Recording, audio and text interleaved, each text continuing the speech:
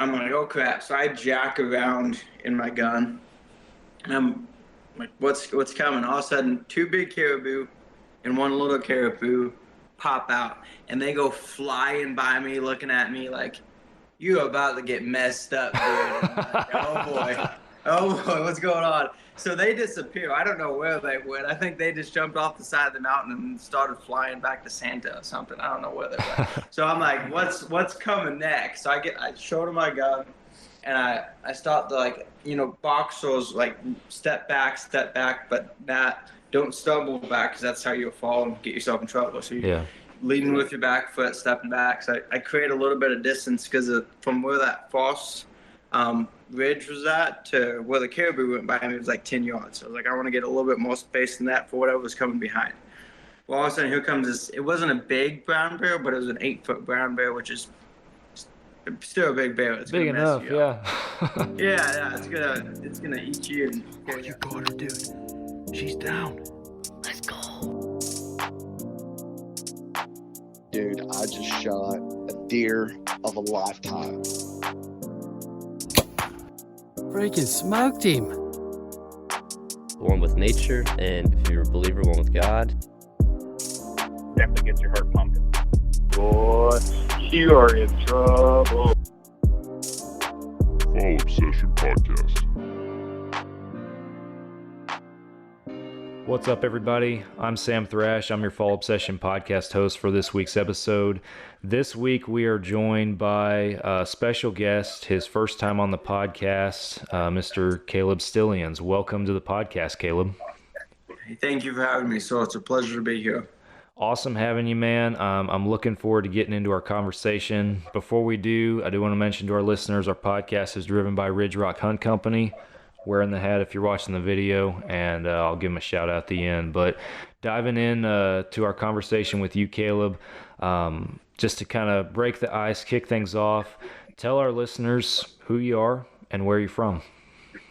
Okay, so I'm kind of a mutt on where I'm from. I was born in Kansas City, Missouri, and then at age 2, we moved up to Alaska, and then at age 8, back to Missouri. And I don't know, by then the mountain bug bit me by age 8, and I was like, what? There's barbed wire fences everywhere. I can't climb a mountain. So I started more or less as soon as I graduated high school. I went back up to Alaska and started I'm a professional guide now, so started the whole guiding journey. And then that's morphed into a production company, and then I have a couple other businesses on the side of doing that. So 10,000-foot view of me is I'm a professional hunter, professional guide, and entrepreneur. Awesome. Well, very cool. And Alaska, man, just what a glorious yet intimidating place to do it is my understanding of it, at least. That's awesome. You got to get up there. You're going to love it. It's some of the spots in Alaska are not so bad, and some of the spots in Alaska, it's the prettiest place on earth. But it's the toughest place I've ever been. You're going to be cold, you're going to be wet, and if you say you're doing a mountain goat hunt, you got to go up a mountain, and on the way up, you got to go through Devil's Club, which is like this bush that has these tiny little micro needles, and they get all in your skin. Like you cannot not get them in your skin, and they stay in there for like 2 weeks, and then they fester, and they make like these little nasty little bumps on your skin, and that's when you can get them out. You take like a little half-a-long blade or a little knife and just poke them out. And I thought you were gonna make me want to go up there, man. Yeah, well, it's a magical experience. So why I love doing that tough stuff so much is because if you can get through it and you can get through the suck, you get to climb up and get above like the brush line, tree line, and look out, and you're gonna see a view that very few people have seen that in person. Because not many people are like, I'm gonna go up to the top of that mountain, kill that mountain goat. Yeah. So on that note, though, you said the tough stuff. Let's get into the tough stuff. Who do you guide for, and what do you guys chase? Yep. So I freelance. Okay. So I work with several phenomenal outfitters. I like that because I wanted to hunt the entire state of Alaska and move around a lot. I get bored easy. I like to hunt new country. So that's why I decided to go that angle. So several different outfitters, too many to mention, but they're all phenomenal. And on species, caribou, Dall sheep, mountain goat, brown bear, grizzly bear. I've retired from moose. I don't guide moose anymore, but I used to shoot a lot of moose and Sika blacktail. And if we see a wolf, we'll shoot it. But I don't specifically guide for them. But if one runs by you, you wax it. So that's kind of what that looks like. Yeah, I gotcha. So I want to dive a little bit into you. I know you kind of gave us an overview on kind of how you ended up there, but you say that you freelance as a guide and everything up there. I understand, going up there and being in that country and being in that environment and just the draw that has. What was it like trying to get established yourself as a guide up there? Because I can't imagine that to be an easy process. And judging by at least what I have heard about you and your social media and stuff like that, you look like you're very successful up there. So. I've been very blessed and have had some success on establishing myself. I'll start from high school. Yeah. So in high school, this guy named David Woolsey walks up and he's like, "Hey, you want to join the archery team?" I'm like, "Well, I do. I bow hunt, but I really don't know if I want to go to tournaments and shoot bullseyes, and I don't know. I'd rather just go out deer hunting." And he kept on me, so I was like, "Okay, fine, I'll come out." Turns out I was talented at it. I was gifted. God blessed me in being able to shoot pretty well. And I won state both years I did it. I did really well in nationals, and then I tied the world record at World. This is NASP, National In-School Archery Program, and the kid. It's funny. We tied the world record. Me and him both shot a 299 out of 300. And one thing you gotta know about me, I cannot stand to lose. I hate losing. So it's a personal problem. So we go up and we have a shoot off, me and this other kid, and we shoot and we tie. We shoot, we tie. We shoot, we tie. After 3 rounds of that, they're like, "Okay, one arrow shoot off. Who's ever the closest to the bullseye wins." And I'm like, "I got this kid. I'm gonna beat him. I know it." I shoot just off the mark. He shoots, gets it. I lost. I came in second, even though we both tied the world record on that tournament. Yeah. And it ate me up. And then it turned out that his grandma passed 4 days before that, and he had to either pick between the archery shoot or his grandma's. I think it was memorial or funeral. I can't remember which one that was. Right. So it's kind of funny because that's a side rabbit trail. But I think a lot of things happen for a reason. So it's like he was meant to beat me. But where that ties into the story on how it got me up to Alaska is now all of a sudden I have a lot of money and scholarship money to go to college. And otherwise, I wouldn't have gone to college. It just classes is just not my thing. But yeah. I got all this money to go to college. I might as well go to college. College is offering me a scholarship, and it's out in Tennessee. I'm in Missouri at the time, just graduated high school. I was like, I'm gonna go do that. Start shooting archery in college, and the assistant archery coach, daughter, married an outfitter up there in Alaska, and that's how that door got opened, is going up there. And I worked for the first year for free, no pay, and more or less it's you become what's called a packer. Am I allowed the cuss on the show? Is it? We try to keep it PG-13 on here. So. Yep. Yeah. Okay. So a packer is gets all the crap jobs. There's a different word that everyone calls it. He's the camp fill in the blank. So that's your role. You don't complain. You work your butt off. And you do what needs to be done, and it sucks. And I happen to not get paid. Most people get paid, but whatever. I didn't get paid, but that's what led me into, okay, now you get your guide's license, and from there it was a gradual walk my way up to get a really good reputation. Everyone I took out hunting really liked me, told their friends. So then all of a sudden I got all these people like, "Hey, where are you going to be guiding at this fall? Because we want to come to hunt with you." On side of things. That's I've been fortunate to do that. So it was a long road, For anybody listening to this, if they want to do it or if they want to do anything else in life, it's you're probably going to have to hit a lot of brick walls and be really slow starting off. But if you keep after it, and even when you're doing let's call them the crappy jobs, even when you're doing that, if you do that to the best of your ability and you just do it with a smile. I don't want to clean up this bear, or I was doing bear baits for them. I don't want to carry this nasty cooked grease that stinks like the son of a gun and be the guy that's baiting nonstop. But I did it with a smile, and then the people that was up there hunting seen that, and it opened up a bunch of other doors. So it's like, whatever you're doing, we can crush it. That's awesome, man. Well put, for sure.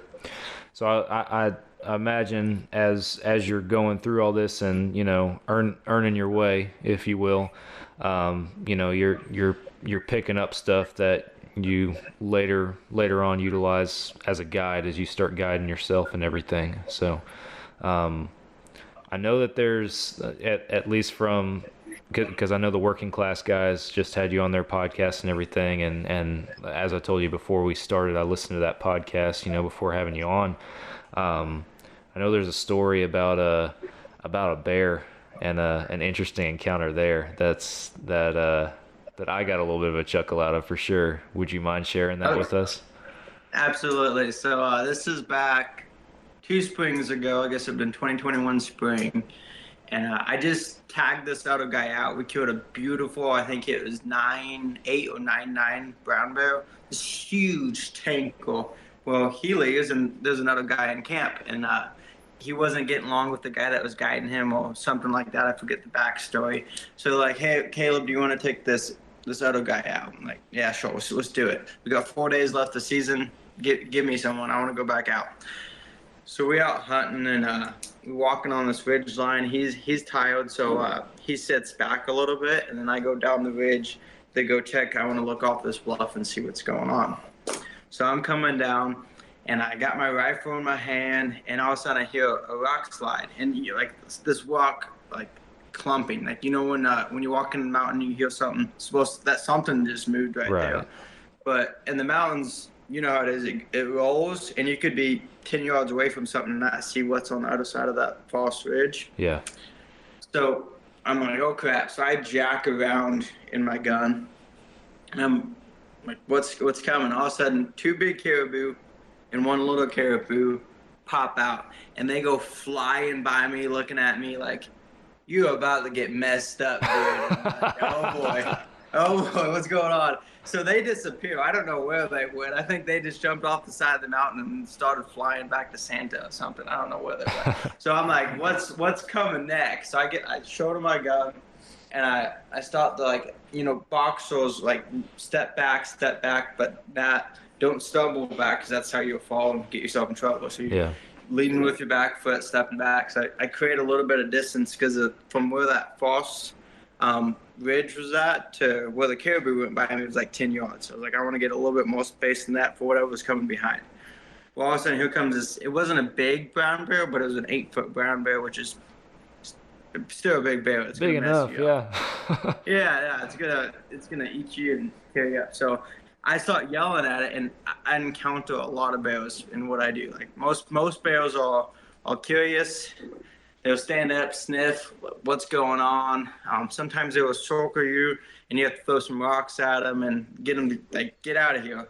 This bear wasn't. He didn't stop. He didn't put his nose in the air, nothing. And to make things worse, the wind's in my face, so he can't smell me. So it's like he's in kill mode. So he looks at me and's like, that's a slow green caribou. I want to try to eat him. So he pauses, and I'm yelling at him, and all of a sudden he just takes off running, like, straight at me. I'm like, oh crap. Yell. And then as he's coming up, he's about 10, 15 yards from me. I squeeze off around, because I aim right at his face and pull it down, because I don't want to DLP him, because if you DLP him, it's a lot of paperwork. It's on federal land. The feds will come in, and the state troopers, and when you kill a bear in self-defense, you have to do paperwork. That's how it is. It would ruin that guy's hunt. So I didn't want to do that. So I shot the rock in front of him, blew all the frag in his face. And it rolled, spun, and then took off. And so Man. bear encounter avoided. I don't want to. If listeners listen to your other episodes with the working class, I don't want to replicate what those guys were saying by any means. But dude, you literally just like you had your life moments left potentially, and you're worried about paperwork. It's just I don't know how, man. Well, I figured I could jack a nut around and put it in its head. Like I've dealt with a lot of bears, and I've done a decent amount of weapons training. I'm pretty confident in that arena. So it was more about not taking the final days of that guy's hunt away from him than it was paperwork. Like, because when I say paperwork, not doing paperwork, that's a placeholder of like we do paperwork. That is days involved in that minimum. Well, like we can't really hunt. We got a dead bear here. We have to with one that I shot, not him. I'm the guide. I can't tag it. Yeah. So now we got to deal with that, which means at best case scenario, eats up a day to 2 days of his hunt, if not all of it. So it's like, if I can avoid it and not have to kill a bear that doesn't need to die, because I like killing big bears. I want to kill 9, 10-foot bears. I don't want to kill a juvenile. So what's going through your hunter's mind with all this? Oh, he was like, it was so funny because I walked back up to him and I was like, well, that was crazy. And he's looking at me like, what in the heck is this guy's problem? And it's funny because then he tried to hire me right after that because like it didn't really rattle me. I'm like, well, it happened. Like, I'm not going to be like, oh, it happened. It's like, it's done and over with. He's like, dude, I need guys like you to work for me that can handle stress and just deal with stuff. I'm like, yeah, I'm not moving to New York. Well, he's from New Jersey. I'm not moving to New Jersey. No, dude, man, sorry. I'm in Alaska. I'm in the mountains for a reason, you know? Yeah, yeah, I'm not doing that, man. But I appreciate the job offer. So it was kind of humorous because he was like, and then he's go straight into trying to hire me. It's funny. So did he end up being successful with his hunt? No, so we got on quite a few bears. So we had 4 days. 4 days to hunt, and it's tough to get it done. We got on a big bear. We knew he was coming through at. It was a 10-foot bear, but we just ran out of time. It's only so much you can do with 4 days. So we got on a bunch of like medium-sized ones. We got on like a 9-footer bear, but his goal was a 10-foot bear. I was like, dude, if you want to kill a 10-foot bear, we can't shoot that 9-foot bear. Yeah. It's like it's just kind of like shooting a 180 buck. You can't shoot a 180 buck if you shoot a 160 every time you go out. So he came back, and the next following spring we killed a 10-foot 3 bear. Wow, So, awesome. so he did get a bear, but just not during those 4 days. Yeah. So the 4 days you mentioned, you know, just it was a shorter time frame for a hunt like that. Whether and it might be different. You'll have to educate me. But for bear, or whatever species up there, how long do you need to put something big like that down? I know it's probably circumstantial a little bit, but like, what's a good time frame to shoot for? So it can happen on the first day, it can happen on the last hour. But 10 days. If you're going to do a hunt in Alaska, that's brown bear, Dall sheep, moose. Goats are a little bit different. You can do goats faster because they don't move around a lot, and they're white and they're on top of the mountain. So you get behind the spot and scope. Okay, we're going to go climb that mountain and kill them now. We're like bear, they move around a lot. It's a lot of like being in the right place at the right time, being able to have the wind in your favor. So the longer you have to play with that, the better your chances are. So it's like 10 days, it's going to happen. 4 days, it's like, well, no, if you want a 10-foot bear, that's just like chances went way down. So. Yeah, for sure. So what's your favorite animal to pursue? It's a mixture of the brown bear and the Dall sheep. So the brown bear and a grizzly, for people that don't know, a brown bear and a grizzly is the same subspecies, but they're different in size. So if you imagine, if you draw an imaginary line in Alaska, 50 miles in interior, on the other side of that line is grizzly bears, On this side, coastal side, is the brown bears. Why there was a difference is there's quite a bit of size difference, because over the last however many thousand years you believe in, the brown bear has been on the coast, shorter winters, more milder winters, like it doesn't get as cold as it does on the backside of the mountain. Right. And then now you have an ocean that's washing up food all year round. Some bears would get up in the winter, eat food, get back. Well, on the other side, getting on the Alaska range, it's way harder in the wintertime. The salmon come in later and the salmon leave later because they swim up and then they go wash down. So that's just a little bit of a educational thing. So brown bears, and then the doll sheep. I really enjoy the doll sheep. Love it. So when it comes to killing the animal, the brown bear, because you got to have your ducks in a row, or that brown bear could get you. The doll sheep is fun because you're on the top of the mountains. You cover a lot of ground. You have to have everything in your favor. You can't be stupid because you could fall off a mountain. But the sheep's not going to eat you, so that's not the same adrenaline rush for me when we go shoot one. But Yeah, it's still fun. Gotcha. Very, very interesting. What's the biggest grizzly that you've guided? I think it was 10-4. 10-4. Wow. Yeah. That's crazy. If you hop on Instagram, you can look me up and you can see a bunch of different bear pictures. Like the bears, paws are wider than my chest, like as wide as my chest on most of them. It's like, it's a big paw. Take your face off. Yeah.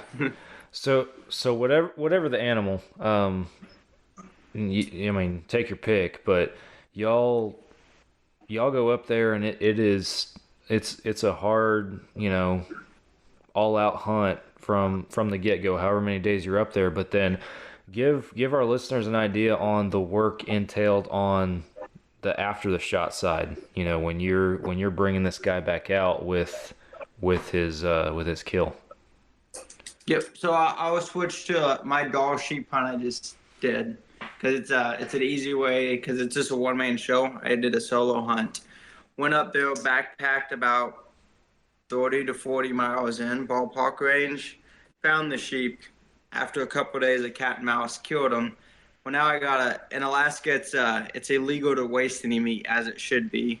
So I gotta cape the animal. I want to take the entire hide. It's later in September, so the hide's super fluffy. I want to make a blanket out of it. So I take that, I take the head, I take all of the meat. So now you're looking, and your gear, you have your full camp and food. So you're looking at about 180 to 200 pound pack. And I got to figure out how to move it back out of the mountains and find a spot where an airplane can come land and pick me up. So it's there's a lot of walk into that, and not only just on the physical side of like I got to carry this pack. There's also like I got to make sure that at this point in time it wasn't bad because it was cold, but especially in warmer climate, meat care. So I got to make sure the meat gets a crust on it. So you want to leave it in quarters. You don't want to debone it. It's harder to preserve meat when it's deboned. You want it in a quarter. You want to get it where it stays dry, so you want to have it taut, but you don't want to have the oxygen shut off from it because you want a crust to form on the outside. So you need to learn all these things to keep that meat from spoiling, because if a spoil is on you, it's technically illegal, so you don't want that to happen. Interesting. So timeline, like what? Let's talk warmer weather. Timeline coming out with that kind of meat. How long do you have realistically? If you can keep it dry and get a crust on it, weeks. Weeks, okay. If it gets wet and you can't keep it dry and you can't get a crust on it, 2 days. Wow, okay. Wow, that's crazy. It's tough. And one thing to keep in mind is, so in the South anyways, when I grew up, people were like, oh, you shoot a deer and you had to track it, or leave it and come back that morning to track it. You can't do that on like really big animals, because the animal's so big, the meat doesn't have a chance to cool down in the middle. So if you like shoot a moose and like, oh, I'm gonna come back for it in the morning, chances are that moose might spoil because of all that heat trapped inside. So it's like, you get a moose, you better at minimum gut it and open that quarter up where it can breathe, like just down the middle. Get a big stick, open up the back legs, and let that breathe in there. really what you should do is go ahead and butcher it and then set it out in a meat basket. So you take a bunch of branches so the meat can still breathe to get it up, and then you top it, and then you come back and pack it out if you don't want to pack out at night, which I don't like packing out at night, but that's... No, I'd imagine not. Have you run into any predators or anything packing out meat in any of your experiences? All the time, yeah. It just happens quite a bit. So it goes year by year on like how often it happens. So if the salmon is good and it's right in like when the salmon's running, the bears are so fat and happy that they don't really feel the need to push you. Like a lot of those bears think of risk versus reward. When all of a sudden, if the salmon are spawning out, it's getting closer to winter setting in, that bear's like, all of a sudden, hey, messing with that guy and trying to take his meat sounds pretty good. So that's the factors in it. So, I mean, it happens. So here's a story. This is second year being a guide, working for this gentleman, and he had this tackle, and this tackle wasn't made for being a guide, being a packer. He didn't have his head on swivel. So he was packing out this meat, and I wasn't there. This is all a story that happened. But I seen his backpack. So he would walk like this, and I seen him walk like that, and he would have his head down, and he'd just kind of like swodge through life. He's walking the swamp. Well, this bear came up behind him and freaking whacked him on the back, but he had a moose cord in his pack, and he fell forward, and he was carrying a Glock G20, and a gunfighter's in holster. So he falls in the mud, gets his gun out, and starts shooting behind him. And then, so I'm getting this like story back because I already tagged out back in camp, and some other guys are there, and they're like, "Yeah, bull crap. This guy's lying out of wherever he can lie out of." So he finally, the bear didn't like keep attacking him. The bear left or whatever. He got back. Pilots went in, picked him up, picked the moose up. And we all thought he was lying like a son of a gun, but he came back with his pack and he is not trying to dog this kid because the kid was actually a nice kid, but he wasn't that creative. So this backpack definitely got swiped by a bear. Just looking at it, had claw marks in it, tore down, and we were like, yeah, this gentleman did not do that. So he wasn't lying. So he didn't even realize how close he came to being dead, being ate, like just if lucky finding his body type of a deal. So that's some of the things that happen, especially when you're like walking on a moose. So this happens all the time. You're walking on a moose. I don't like my clients that help me, like the guys that are hunting with me, took them out from the outfitter, and because I want them looking around, because here I am cutting on this moose, and then quite often you'll look up and there's a bear walking in on you. Well, sometimes you won't even see it walking in on you. If you're walking away, you just go woof, and you look up because it's trying to push you off the kill, and it's like, well, you don't.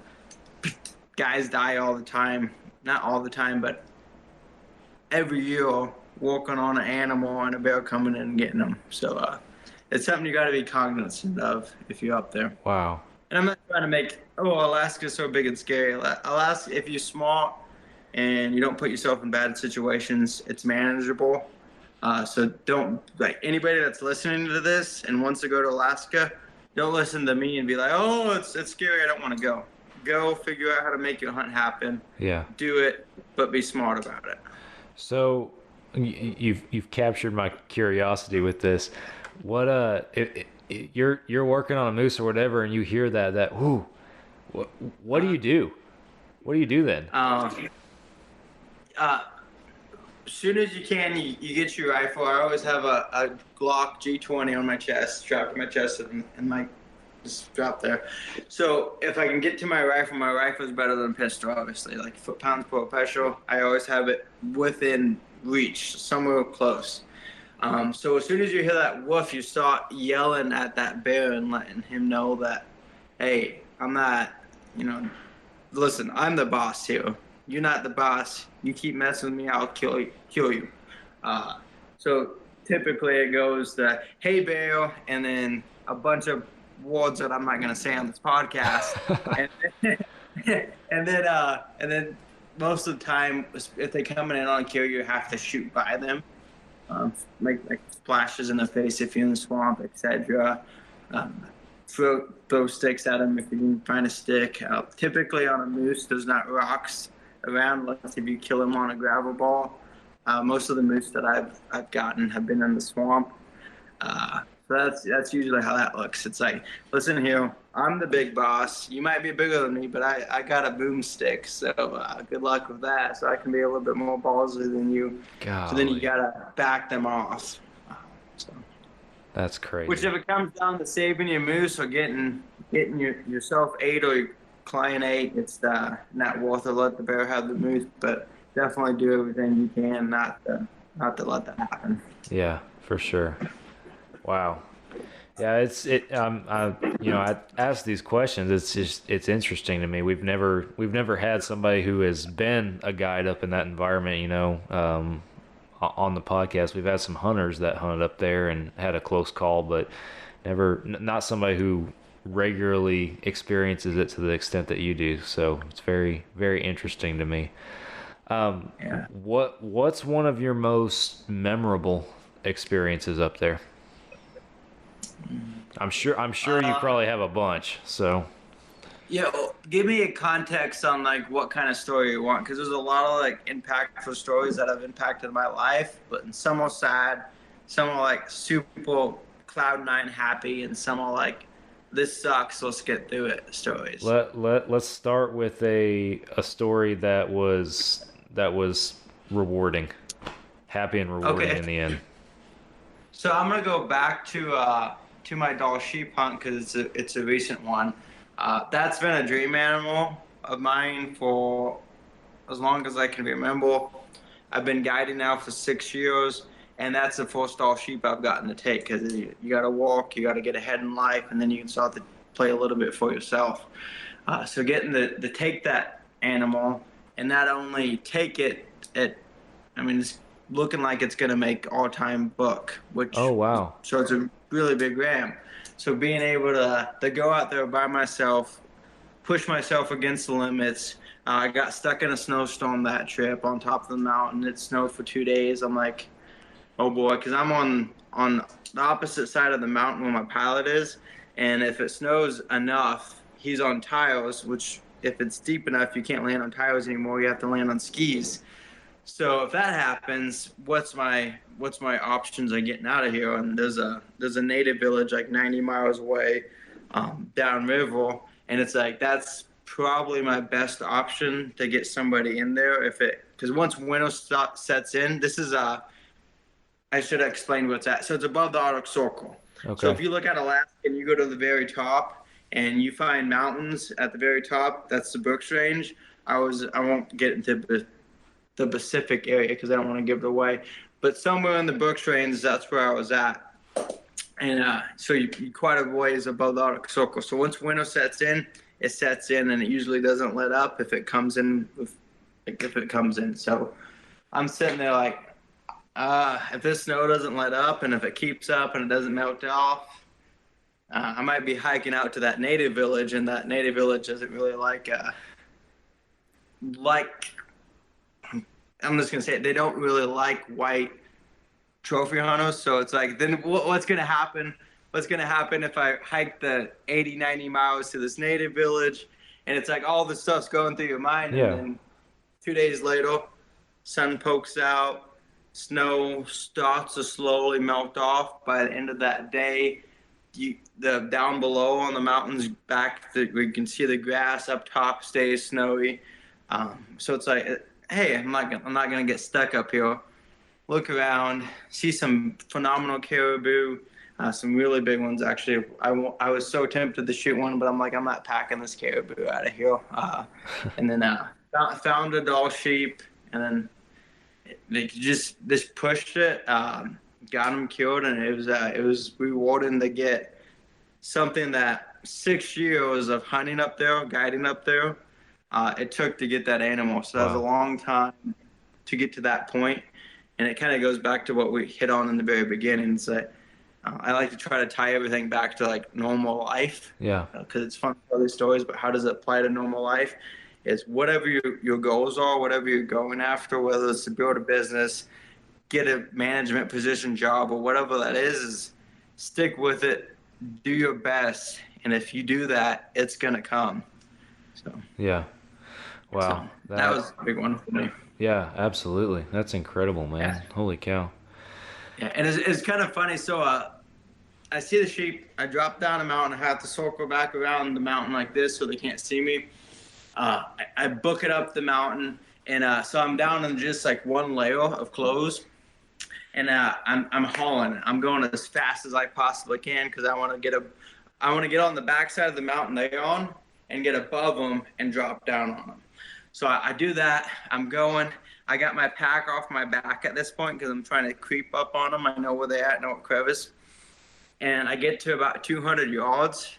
And these two little rams that was with there was two legal rams, one really big one and one legal one, and then three small ones, and then these two of the three small ones pop out and they start looking at me, like got up for no reason. So I gotta freeze. My backpack's literally like 6 feet from me because I was playing with my spotting scope, and I'm only in one layer, and it's like 28 degrees probably on top of the mountain. The wind's blowing. Gosh. And I can't move. If I move, those rams might run. These other rams might go into the cliffs. And now all of a sudden my dream animal's gone.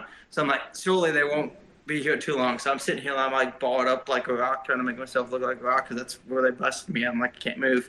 And then 2 hours pass. So Oh, my word. in that 2 hours, I'm like flexing my muscles out like as hard as I can, trying to keep my heart rate up. This 1, 2, 3 contract, 1, 2, 3 contract. Finally, that big freaking ram, and my gun's like right on my lap. I'm like, as soon as that ram comes out, I'm gonna shoot him.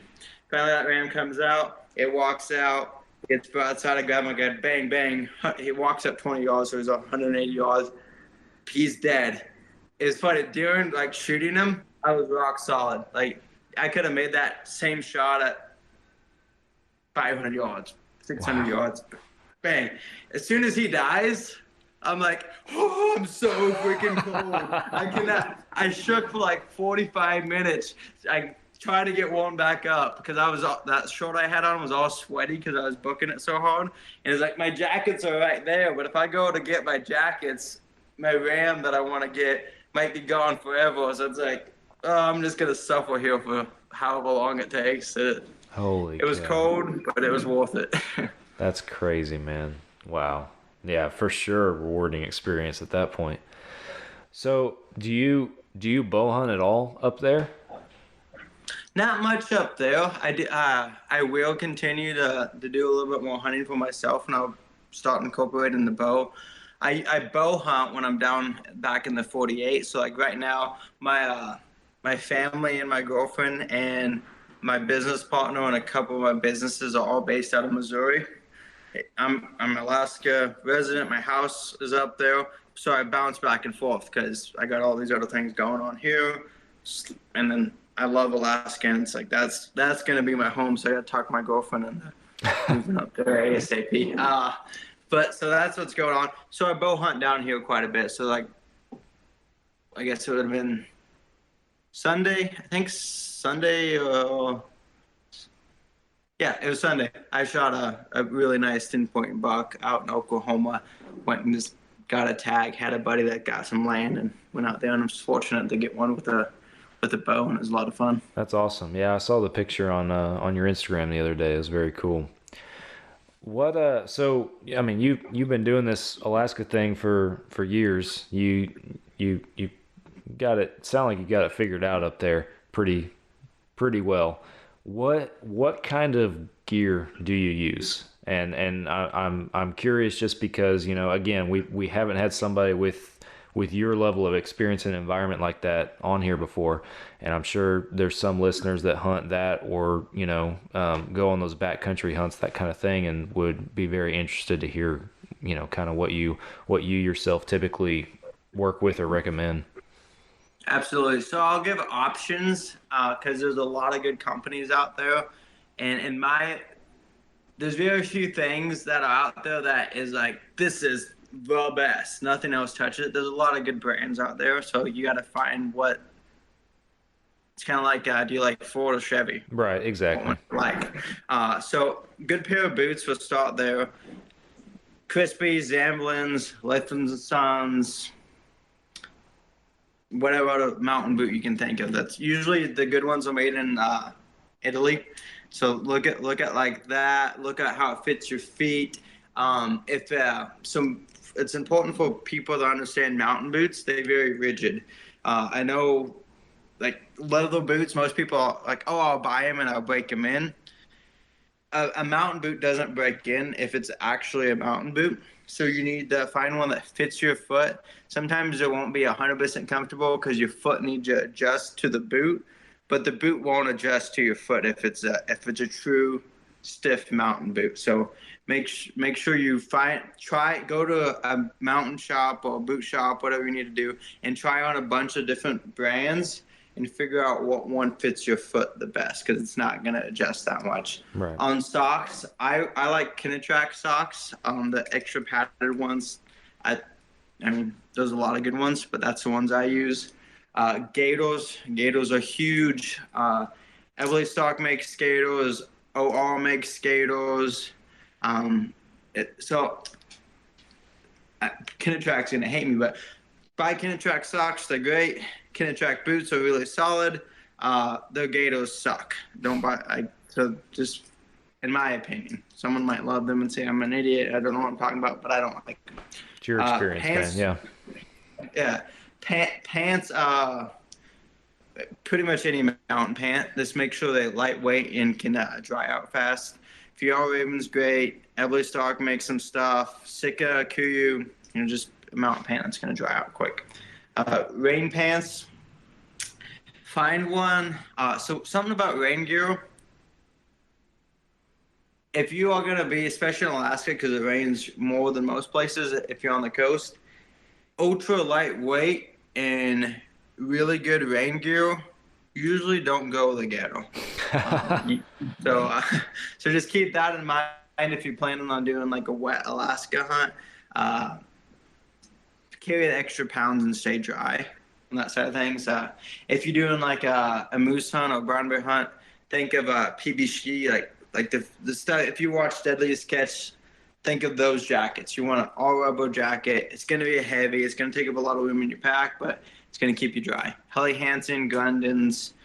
When you're going, I like to run 2 rain jackets, so I have like a light one that's okay. It's kind of misting outside. I'm going to walk around in this thing. It's going to keep me from getting wet in this mist. When it starts to downpour like a sun over gun, it's not going to keep me from getting wet. I'm going to put on that Rebel jacket. I was going to say something that was kind of funny, but I shouldn't say. I won't say it. But. So that's that side of things. So really, if it wet weather, Sika makes good rain gear. Hugh makes good rain gear. Arc'teryx makes good rain gear. Everly Stock is coming out with some good stuff. Stone Glacier. One thing I will say is not step on anybody's toes. I'll just leave it at that. So just get rain gear, and if you're gonna go on like a really challenging hunt, try to test it out. Go hop in the shower, stand in the shower for a little bit, and if you get wet, within reason, because you're gonna get a little bit of seepage around the neck. That's gonna happen. But if you get soaked in places you shouldn't get soaked, take it back and get some different rain gear. Base layers, anything that dries out fast. Again, a lot of company makes good stuff. Gun wise, I like a 300 Win Mag and bigger for up in Alaska. I use the 300 Win Mag a lot. It's a very versatile caliber.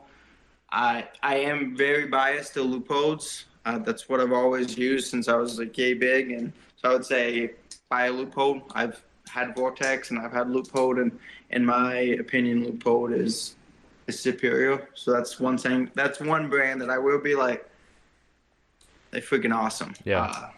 Nozzle makes good ammunition. Nozzle Acubon. Hornady makes good ammunition. EODX is a good bullet. So kind of look at those as a good option. Oh, what am I missing? Binoculars. I like one with a rangefinder in it. They're expensive. So if it's a budget hunt, then just have a normal pair of binoculars and a rangefinder. That works just fine. Yeah. For me, how many animals I'm hunting, I like to be able to sit there and glass the animal, judge the animal, and get a active read on it, and I never have to switch back and forth. So I got eyes on the animal. I never have to take eyes off that animal till it dies. I'm not switching back and forth. I'm trying to think any other go. Backpack. Again, try different backpacks. I like a big old bag that has a sturdy frame to it for me because I'm carrying big loads. If you just going for like a smaller hunt, you don't have to have as beefy as a pack, but I like a beefy pack. Knife-wise, so 2 knives. Montana Knife Company makes a good one. Gunfighters Inc. makes a good, like, a knife's a knife. There's really good ones out there. Figure out what you like. And then on taking care of your animal, cutting really fine lines, you want like a scalpel. So Toito, I think is the name of them, knives. It's like it's literally a doctor knife. What they use to cut open people and do surgery and stuff. It's a great knife. Definitely have one of those. Very cool. Have you ever had a hunter show up and you look at his gear and you're like, yeah, no, bro? In the beginning, yes, quite often actually. So when I first started out, I didn't have any prior contact with whoever I was guiding. I worked for this outfitter. He would be like, you're gonna do this. Okay, I'll go do that. You're gonna go guide this guy. Okay, I'll go guide this guy. As I started to progress in my career, now it's like I communicate heavily with the outfitters I work with. Do you have a guy you want me to take out? Cool. Shoot me his number. I want to communicate with him. I got things that I want to have said beforehand so we're on the same page. I want to have a FaceTime call like, hey, let's go through your gear ahead of time. Because what used to happen was, oh, go through his gear. And it's like, well, we're already in the middle of nowhere in Alaska, so if he doesn't have the right stuff, what are we going to do? It is what it is at that point. Exactly. So now not anymore. No, I communicate heavily with who's going to go hunting with me just to make sure everything's right, squared away, and setting everything up that we can for success. Preparation's key. Yeah, that's awesome. So I want to, as we progress through our time here today, I wanted to slightly shift gears a little bit and ask you about your, I guess it's your brand, because if you look look up on Instagram, your profile picture is this Rise Up logo. What is this, man? Tell us about it.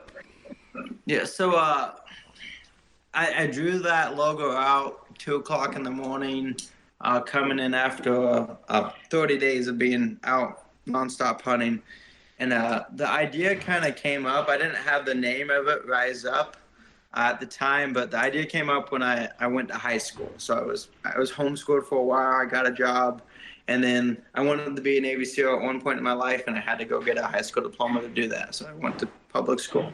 And it was weird. We were taking the ACT, and 36 is a perfect score on the ACT. And I'm listening to all these people talk, and they're like, I want to get an 18. I want to get a 21. They were aiming for the bare minimum that they had to get into whatever college they wanted to get into. Instead of let's aim for the absolute best that we can do, and then whatever happens, where the cards lie, the cards lie. So that's when I was like, I don't get this not shooting to be the best. I don't understand it.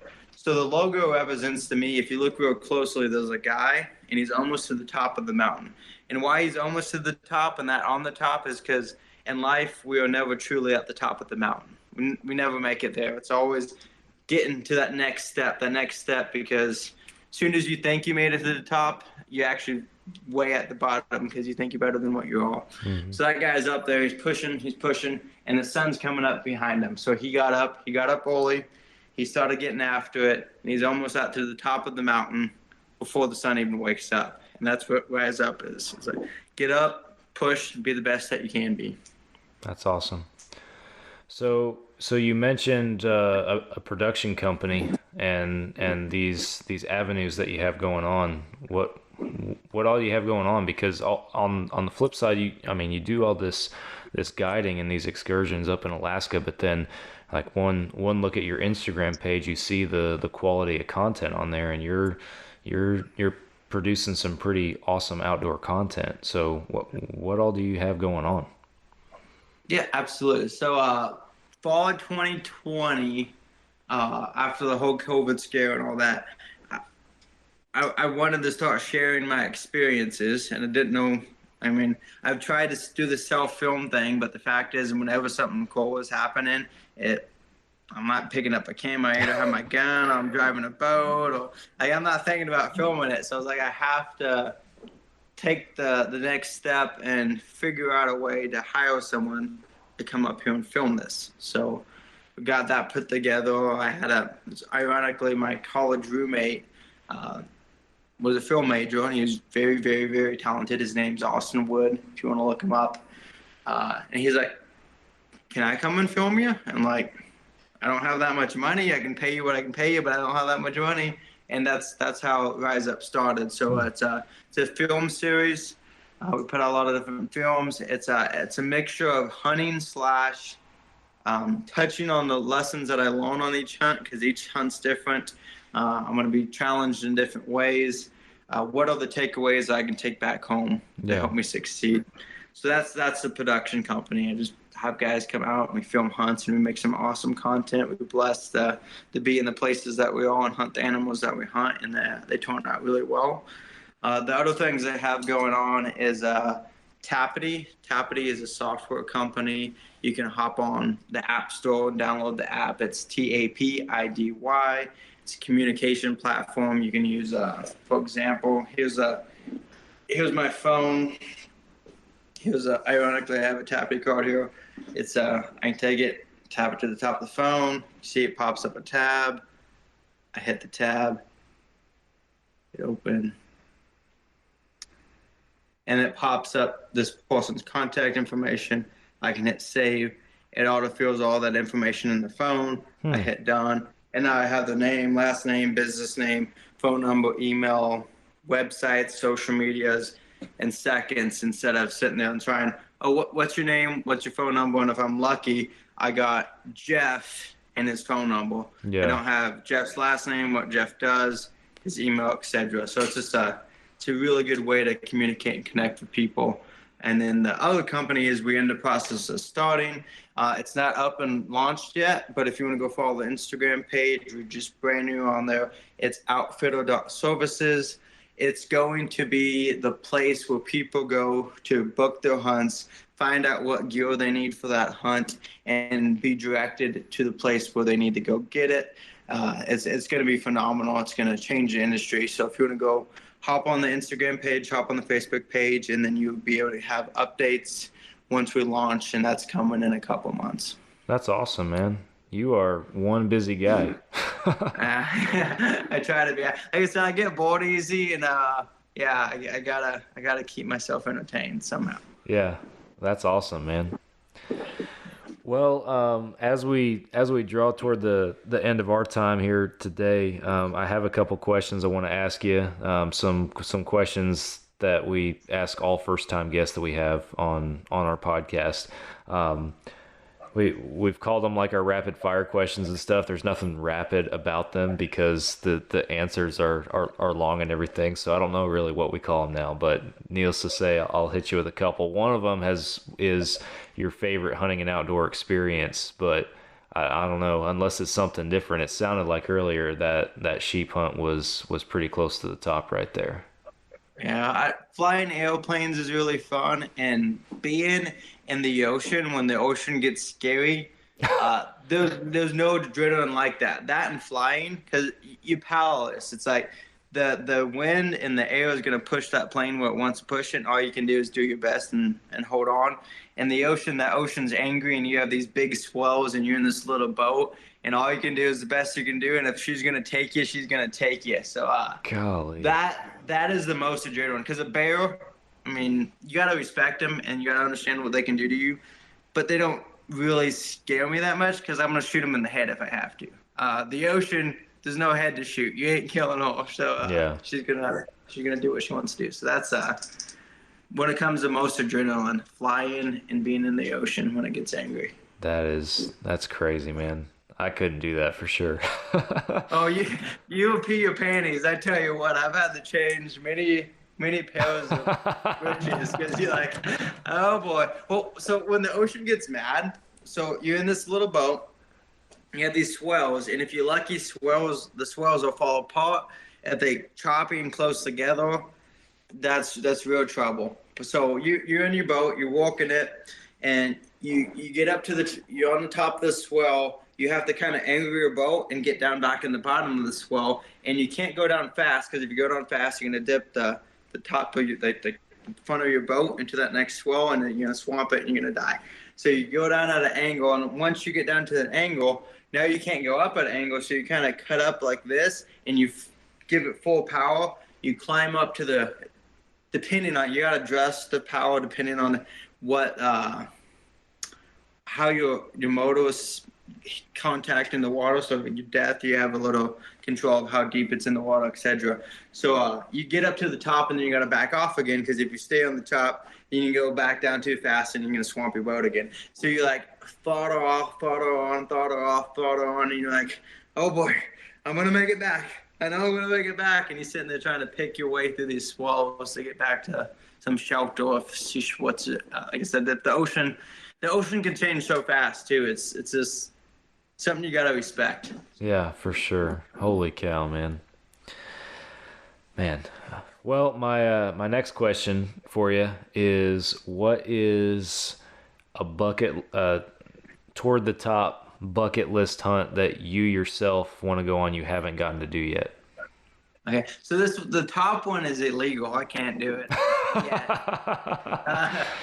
But so some people are probably gonna hate me for saying it, but I want to hunt a tiger really bad.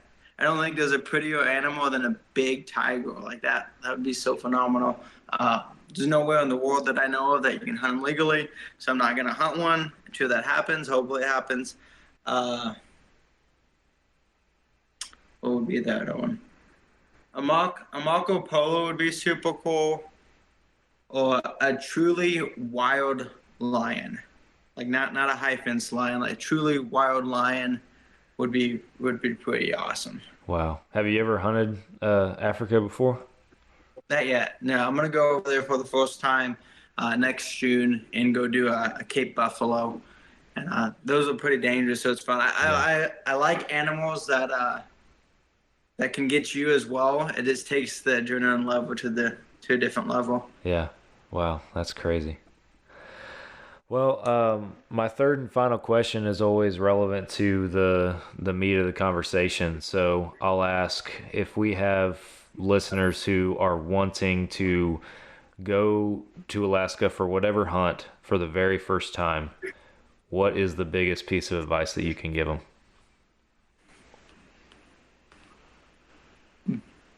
Set your expectations. Know your expectations and find the outfitter that fits those. If you don't want to go with an outfitter, spend lots of time preparing for that hunt, making sure you have the right stuff. Go to outfitter services once it's up. They go find your hunt. That's going to help you out a lot. And I'm not just saying that the push what's coming. It's like that's my goal, is to change the industry that way. But be mentally prepared.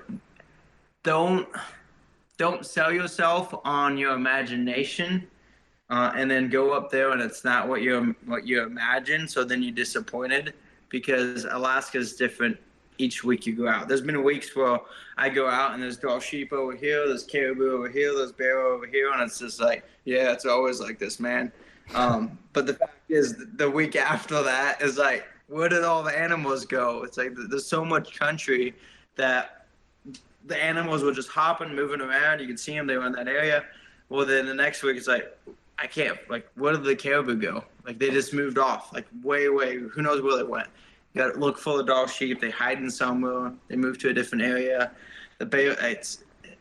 Don't live in the moment when you're in Alaska and appreciate it for what it is when you are there. Would be a big piece, I guess. That's awesome advice for sure. Yeah, very well put.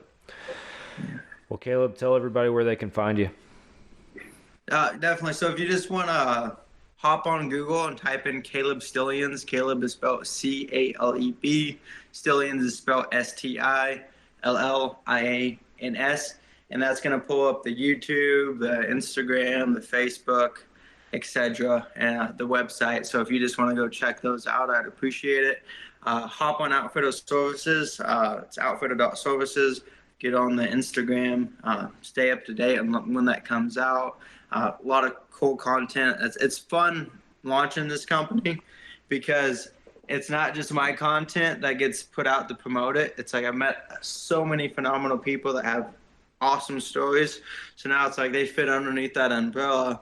So now I can share their stories under what I'm doing. Yeah. And it's honestly kind of more fun because I get burnt out. I'm like, oh, here's what I'm doing. Because I'm blessed to do what I do, but it's fun to talk about other people a lot, to be honest. Yeah. So yeah, if you guys want to go look that up, that'd be awesome. You need a Tapity for your business, go get a Tapity. TAPIDY, and you're good to go. Perfect. Yeah, guys, head on over and give Caleb and all of his avenues a follow there and a like and all that good stuff. Do I have the record for the most social medias to go look up? For any guest, you might. Yeah, I don't know if we've had anybody list that many. You also probably have the award for the most. I don't know, the most dangerous game hunter or something like that out there too, man. You got some crazy stories, but. Man, I do appreciate you coming on the podcast, and you know, I don't know if I don't even remember if we mentioned it at the beginning, but you know, it was a unique connection, everything, kind of through the Carbon TV network and Julie over there and everything, and I'm grateful that you found us and that we were able to make this happen, and hopefully it's not the last time you're on a podcast. So I would love to come back, and Julie's phenomenal. I'm glad she helped connect this, and yeah, no, thank you for anybody that's listening. I really appreciate you taking the time. It's cool. Your time is precious, so the fact that you sat down and listened, I appreciate it, and thank you for having me on. It was a true pleasure. Yeah, absolutely, man, for sure. For our follow-up session listeners, thank y'all for listening, watching the podcast video, whatever the case might be. If you haven't already, hit that follow and subscribe button, whatever podcast platform you're listening on. We're on all major podcast apps as well as Carbon TV and Waypoint TV.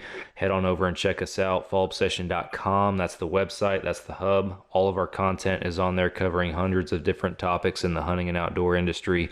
We are a hunting and outdoor media production company, and we got you covered in video series, educational content, gear reviews, wild game recipes, podcasts, you name it, we got it. So head on over there, explore around. Social media, all the main platforms, as well as Go Wild. Go check us out on all those. Follow Fall Obsession. Subscribe to the YouTube channel. That's where the podcast videos are, and that's where you guys can see multiple new videos that we put out every week in our many different media series. Finally, Ridge Rock Hunt Company is our Fall Obsession podcast partner. Derek and Lacey over there in Mississippi, they run an outfitter booking agency over there with a vetted network of outfitters. So give Derek a call if you're looking to set something up. He's willing to work with folks and work with your budget and timeline, all that kind of stuff. He's an awesome dude. So give them a shout over there. But Caleb, thank you again for coming on. I appreciate you, man. Thank you, so. Well, for our Fall Obsession listeners, thank y'all for listening, and I'll be back with y'all again next week for another podcast. Catch you then.